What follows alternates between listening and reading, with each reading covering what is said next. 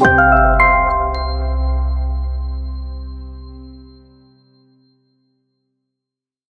Shreyansh. Hi, Muskan. Okay, so let's get on with the case, right? Sure.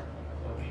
So your client is an airline operator, and they have been training cash for the last 3 years.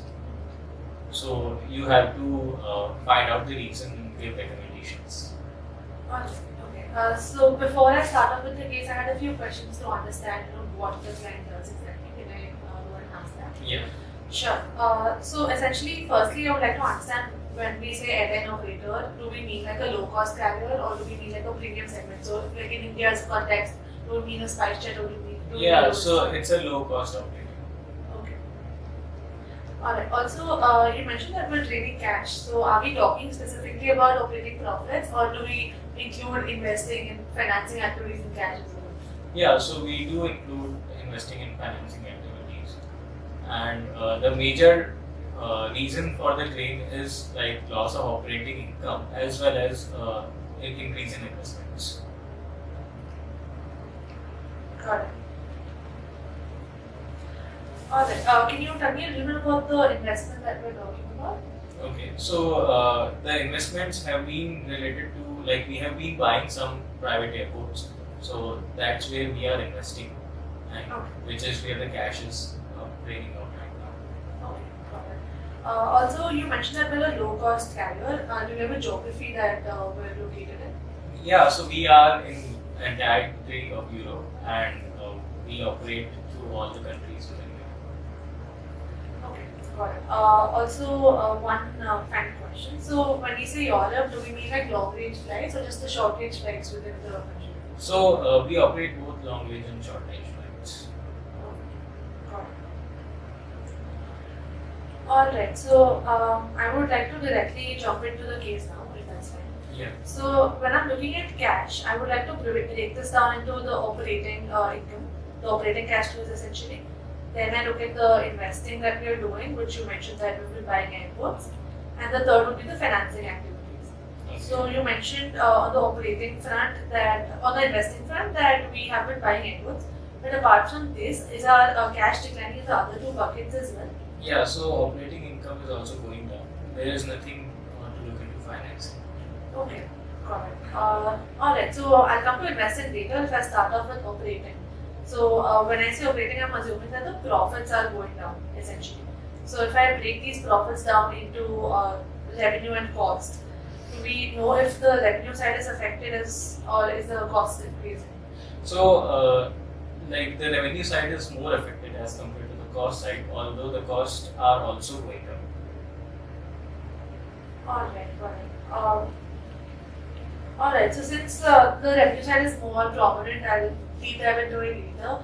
So the cost side, you mentioned that we're buying airports, so I understand that the fixed cost aspect of it is increasing. But apart from that, the variable costs also exist, right? The wages, the operating costs that we incur, are those also So here only the fixed costs are increasing. Can you figure out why? So within the fixed cost, there would be, first would be the operating fixed cost, which is like the wages we pay, the leases we have and whatnot. And the second would be the land, equipment, and all the assets we own basically. So within these two buckets, is there a specific? So there has. Can you figure out like why the fixed cost due to land and buildings would be increasing? Right. So we mentioned that we're buying airports, so that would be the one reason. Yeah. So the depreciation from that is increasing. Right. That's what the case is. All right. Got it. All right. So this gives me the effect on the cost. Should I move to the revenue side? Yeah. That's okay. Alright, so on the revenue front, I would like to break this down into a couple of income streams. So all the typical airlines have the meals that they serve within, meals and refreshments that they serve within the flight.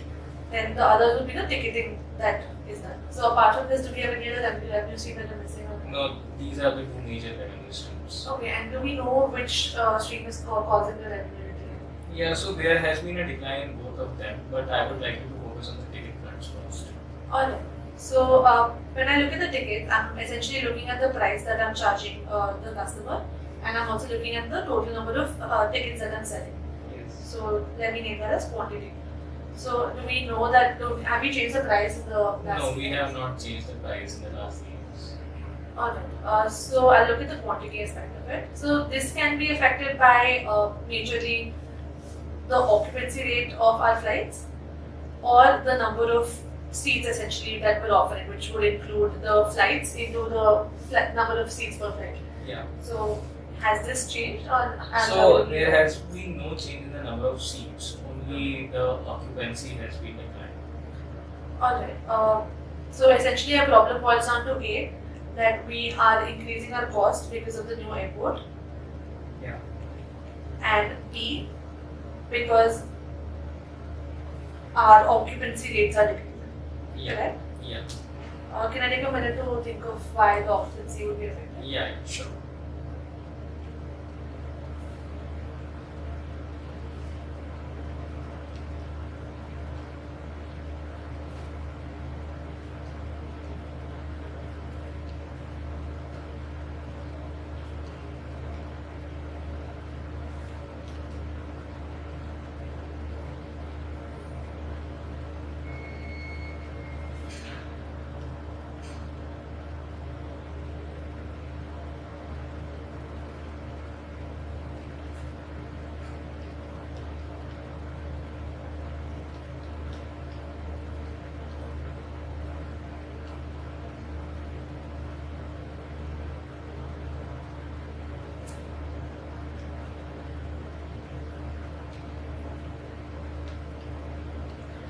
Alright, so essentially since our occupancy is decreasing and you mentioned that it's only our problem, not a industry-wide problem, I would look at what a typical user is going through when they're experiencing our airlines. Yeah. So I would break that into the journey that he has before he reaches the airport, then once he reaches the airport to when he gets off from our flights, and then after support. So when I'm talking about before, I'm talking about essentially the need of the customer, the awareness of our brand, and the ease of access to our brand. When I'm talking about during, I would essentially include the location of our flights on the airports, the package and the comfort that he faces, and after would be the customer support. Okay. So essentially, is there any bucket that you think has changed over the last 3 years? So I think you can focus on the before front first. Okay, got it. So in the before front, I think need is not to be looked at because essentially you've mentioned that it's the same in the industry, so that would have been an industry problem. Yeah. So the awareness, have we reduced our marketing in any way? Has our brand been There affected? has not been change in awareness very soon. Okay, so that leaves me with accessibility. So in terms of accessibility, you mentioned that we've bought new airports, right? Yeah. So has there been are these airports as accessible to our customers as the normal airports were? Yeah, so there has been a problem of accessibility, so you can deep dive into that. Okay. Can I take a few seconds to Yeah. collect my thoughts?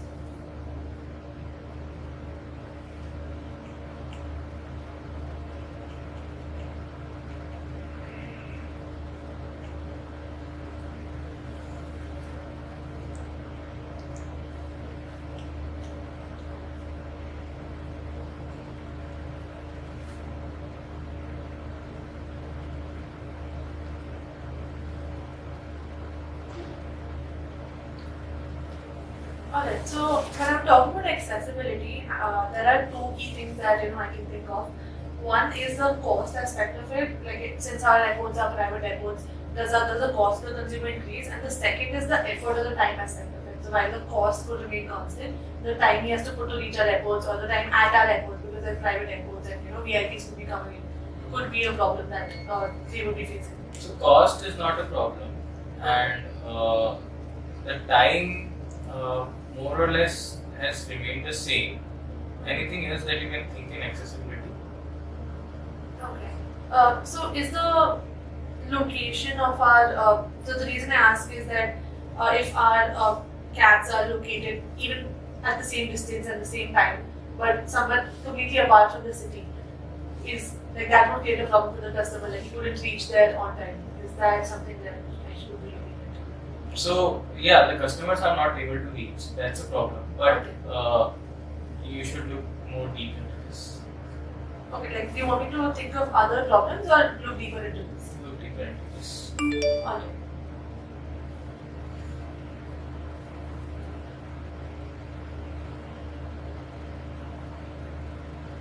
Okay, so you mentioned that the customers are unable to reach my airport, right? So I would like to understand how a customer reaches the airport in the first place. So what are the typical means that they employ? So can you think of some means of transport? Right, so the typical means of transport would be a privately owned vehicle. Yeah. Then the second would be the taxis or the cabs that we hire. Okay. And the third would be public transport, which would include public buses, metros, etc. Yeah. So the thing is, like before we purchased these airports, the percentage of people opting to go from private transport was about 20%. Public transport was about 30%, and the remaining was from taxis and cabs. And currently, these percentages have changed, and the public transport has gone up to 50%, and the taxis and cabs have gone to 20%, and the rest is private transport. So now I need you to figure out the crux of the problem.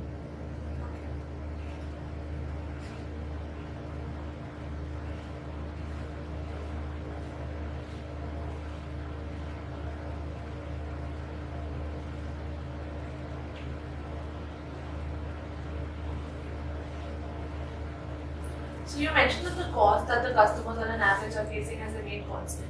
So I Yeah. see that is happening because the privately owned vehicles are increasing, so the cost would increase.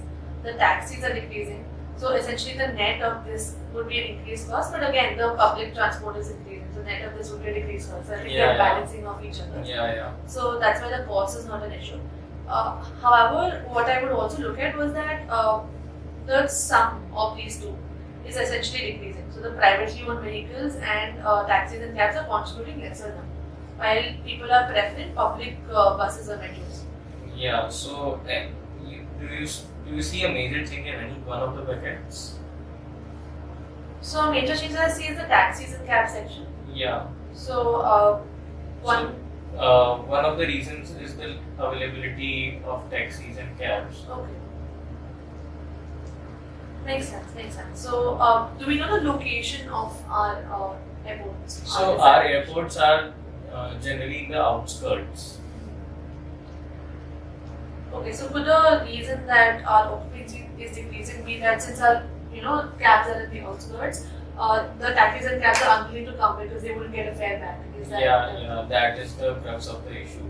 Okay. So essentially, we've identified that our occupancy is decreasing because the people aren't able to reach our cabs itself, and also our costs have increased because of our investment into buying the airports. Yeah, so that is the entire issue. You can summarize the case and give your recommendations. Alright, can I take a few seconds? Yeah.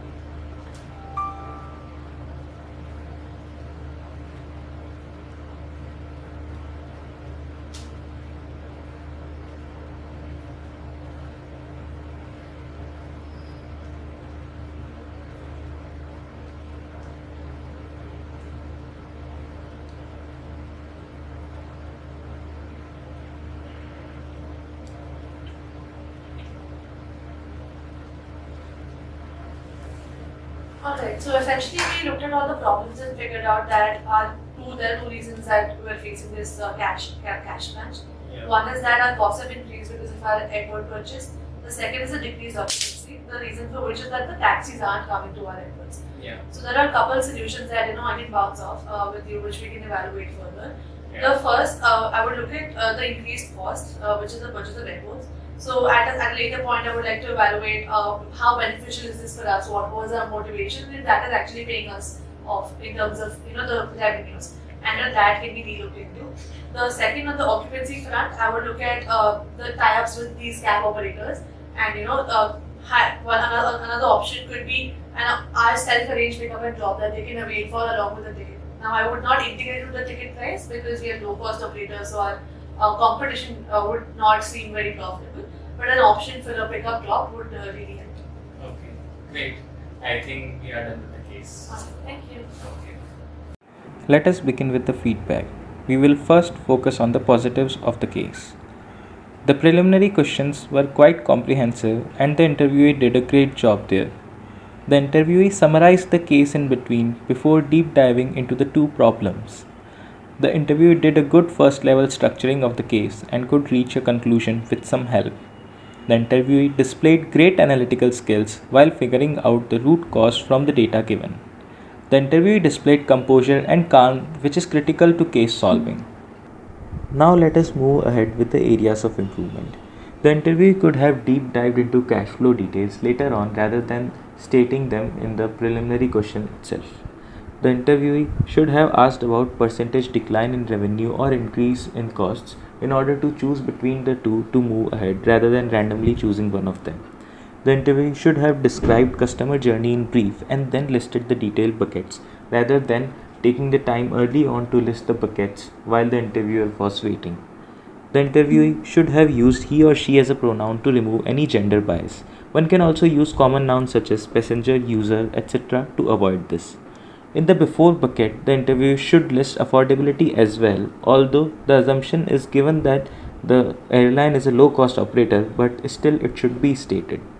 The interviewee could have mentioned components of the bucket as need of the airline service. Do the customers know about the client's firm, rather than directly stating need awareness as a framework. The during bucket could have been segmented better. One of the ways to do this could be segmenting into prior to departure, during the flight, and post arrival. The accessibility problem could have been broken down better. For example, if the customers are not able to reach the particular location, there can be a problem with the route, the means of transport, or the surroundings of the route. This makes it more mutually exclusive and collectively exhaustive. The recommendation can be structured in different ways, prioritizing impact and feasibility, or breaking them into short-term and long-term recommendations are ways of doing it.